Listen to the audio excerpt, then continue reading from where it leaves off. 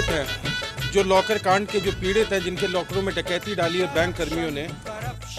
Corruption का शोर है, गुनाह कर डाला कि हमारी जो डकैती हुई है हम लोग गुनहगार हैं, हम ही लोग सब वो हैं।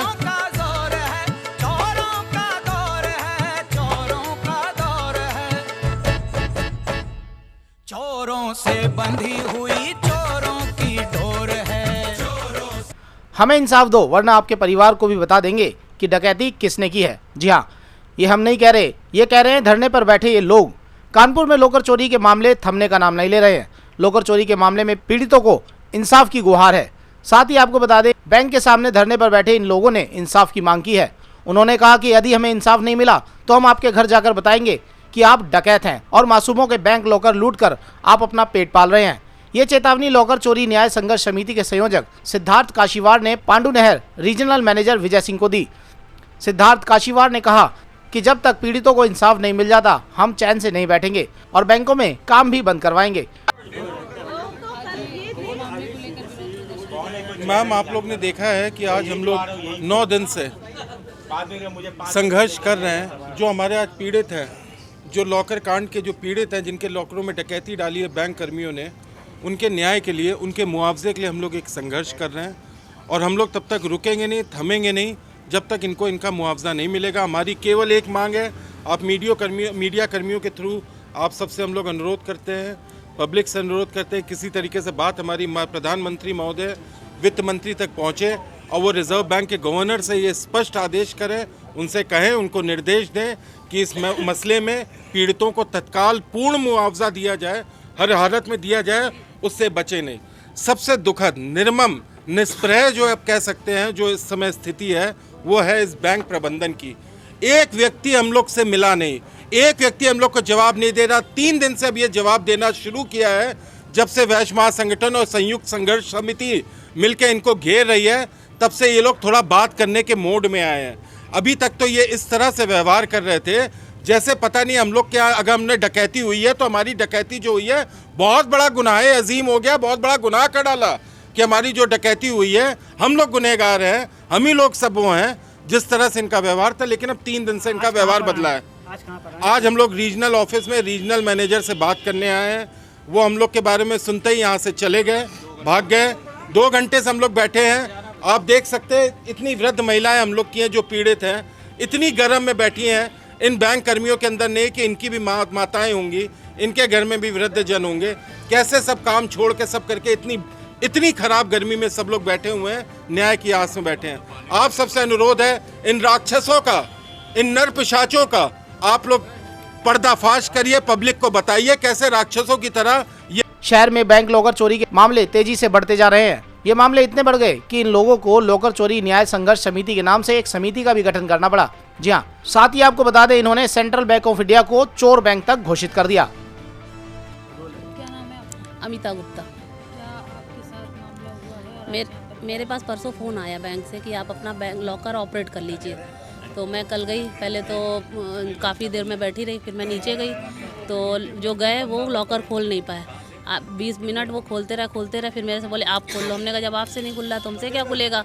फिर भी मैंने कोशिश की, मेरे से भी नहीं खुला। फिर वो आए, फिर 10-15 मिनट खुलवा के, और जैसे लॉकर खुला भागने लगे। मैंने पहले बोला कि ये लॉकर खुल रहा है तो इसमें अब कुछ बचा नहीं है क्योंकि इतनी देर नहीं लगता है। तो बोले मुझे नहीं पता, आप चेक करिए। हमने कहा आप भी तो आंखों से देख रहे हो कि साफ़ है मामला, बिल्कुल पोछा लगा था उसमें।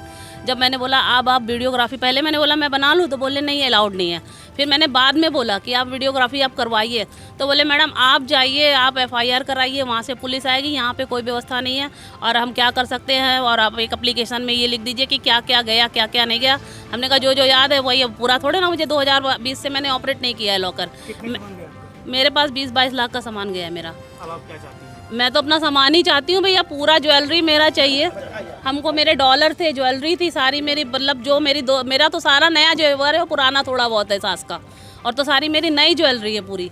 और वहाँ पे जो मैनेजर ये अंदर गए हैं ना, ये थे, इन्होंने कोई जिम्मेदारी नहीं ली। क्या मैनेजर की जिम्मेदारी नहीं होती? इन्होंने मेरी एप्लीकेशन में साइन तक नहीं किया। बोले आप नीचे जो चपरासी जो था, नंदन क्या नाम है उसका, नंदलाल, वो क्या नाम है, वो जो चपरासी है वहाँ का, मुझे नाम नहीं पता, कह रहे उससे साइन करा लो। अब चपरासी साइन करेगा, पहले तो चपरासी इनका ऑपरेट करने जाता था, इनके यहाँ मेरा बैंक ऑफ बड़ौदा में लॉकर है, वहाँ मैनेजर खोलता था, इनका चपरासी जाता था बैंक की चाबी लेके खोलने मेरे साथ। ये मामला अभी तक थमा भी नहीं था कि कानपुर में एक और मामला सामने आ गया। एक तरफ सेंट्रल बैंक से 10 लॉकरों से हुई चोरी का खुलासा कर पुलिस भले ही अपनी पीठ थपथपा रही हो, लेकिन अब ये लॉकर चोरी की घटना दूसरे बैंकों में भी सामने आने लगी है। दरअसल सेंट्रल बैंक से हुई चोरी के बाद अब लॉकर धारकों में दहशत व्याप्त है, जिसके चलते पीड़ित लॉकर धारक एडवोकेट गोपी कृष्ण गोस्वामी ने भी फूलबाग स्थित बैंक ऑफ इंडिया में जाकर अपना लॉकर चेक किया तो नजारा देखकर उनके होश उड़ गए। उनका आरोप है कि लॉकर संख्या 279 से उनका सारा माल गायब किया जा चुका है और इसकी कीमत तकरीबन 50 लाख रुपए थी। सबसे बड़ी बात यह है कि लॉकर भी टूटा पड़ा था। क्या नाम है आपका? रवि गोस्वामी। किस लॉकर में क्या नाम है? बैंक ऑफ इंडिया में मेरा लॉकर था 279 नंबर फूलबाग शाखा में। तो उसमें चूंकि लगातार न्यूज़ में खबरें आ रही थी पेपर में कि सेंट्रल बैंक ऑफ इंडिया में ताले टूट रहे हैं, तो मेरी मदर भी सिर्फ उस दिन अपना लॉकर चेक करने गई थी। तो जिस समय वहाँ बैंक के अंदर पहुंची तो बैंक में लॉकर पूरा मेरा खुला पड़ा हुआ था। जब हमने अधिकारियों से पूछा, पुलिस में कंप्लेन करी, पुलिस आई, बोले आपका माल हो सकता है आपका सामान ड्रिल में चला गया और ड्रिल में रखा हो।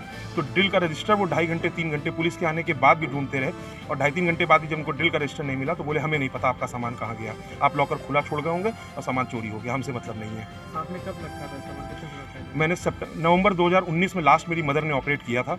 नवंबर 2019 के बाद जब ये घटना हुई तो इसकी जानकारी होने पर जब पेपर में हुआ तो मेरी मम्मी भी शक के तौर पे पहुंची थी वहाँ पे अपना लॉकर चेक करने। जब पहुंची तो वहाँ देखा कि सब कुछ खुला पड़ा हुआ था और चोरी हो गया था हमारा। लगभग कितने दिन लगे? भैया उसमें हमारे सारे पुश्तैनी जेवरात थे, मेरी मम्मी का, मतलब मेरी मम्मी का, मेरी नानी का, दादी का, वाइफ का, जो मैंने अपनी बेटी के लिए खरीदा वो सब। उनकी बाजारू कीमत लगभग अभी मैं निकाल रहा हूँ लगभग 45 से 50 लाख रुपए रही होगी। आपने अभी किसी अधिकारी को सूचना दी? मैंने आज उस दिन जिस दिन की ये घटना है उसके अगले दिन मेरी FIR हुई, मगर उस दिन के बाद से पुलिस ने मुझसे किसी प्रकार का कोई संपर्क नहीं किया, ना बैंक अधिकारियों ने संपर्क किया। तो आज मैं अपने कुछ अधिवक्ता मित्रों के साथ अपनी संस्था के पदाधिकारियों के साथ कमिश्नर ऑफ पुलिस के पास गया था।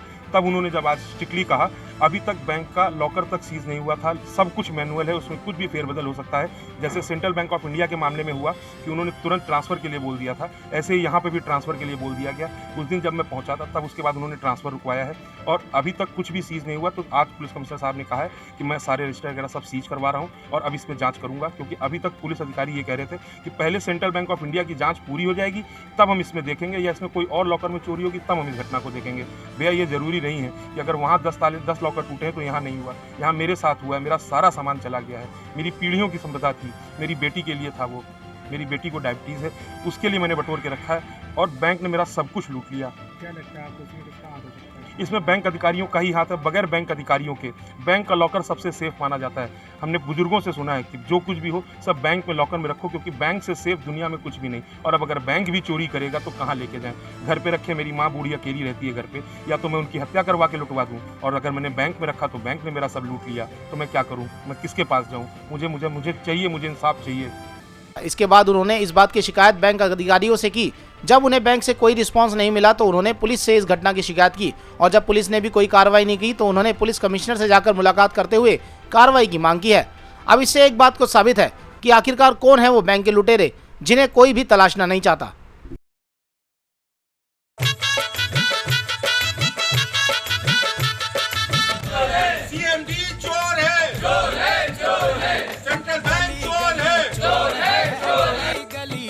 जो हमारे यहाँ पीड़ित हैं, जो लॉकर कांड के जो पीड़ित हैं, जिनके लॉकरों में डकैती डाली है बैंक कर्मियों ने, करप्शन का शोर है। गुनाह कर डाला कि हमारी जो डकैती हुई है हम लोग गुनहगार हैं, हम ही लोग सब वो हैं।